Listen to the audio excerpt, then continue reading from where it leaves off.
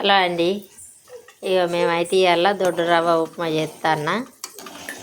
పచ్చిమిర్చి, కొత్తిమీర, కరివేపాకు, మినపప్పు, పల్లీలు, శనగపప్పు అన్నీ తాలింపు వేసి, ఇక ఎండుమిర్చి, జీలకర్ర, ఆవాలు ఇవన్నీ తాలింపు వేసి వాటర్ అయితే మసల పెడతాను. ఇప్పుడు దొడ్డు రవ్వ పోస్తా.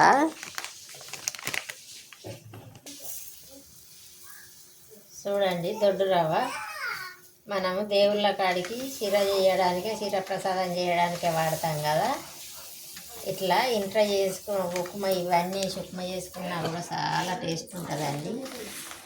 ఇక ఇంత మందం రుద్దిన ఉడికేదాకా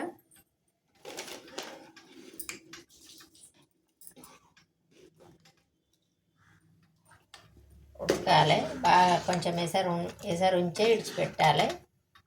అది ఉడికి వాటర్ అంతా ఇంకుతుంది. చూడండి మీరు, అది ఉడుకుతా అంటే ఎట్లా అవుతుందో.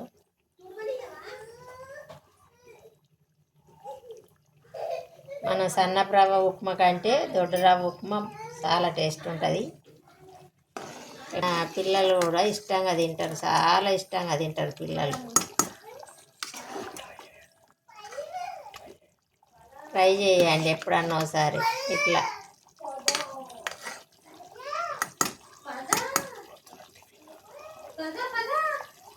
పొద్దున ఏదన్నా టిఫిన్ చేయలేదనుకో, మనం ఇడ్లీ కానీ దోశ కానీ మతి లేక నానబెట్టుకోకపోతే ఇదైతే టక్కన అవుతుంది.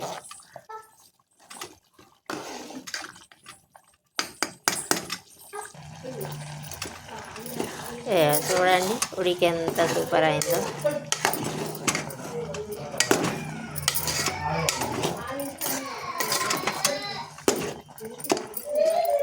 కలర్ఫుల్గా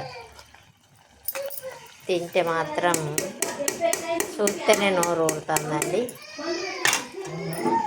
బాయ్ అండి. మీరు కూడా ఎప్పుడన్నా ట్రై చేయండి వీలైతే.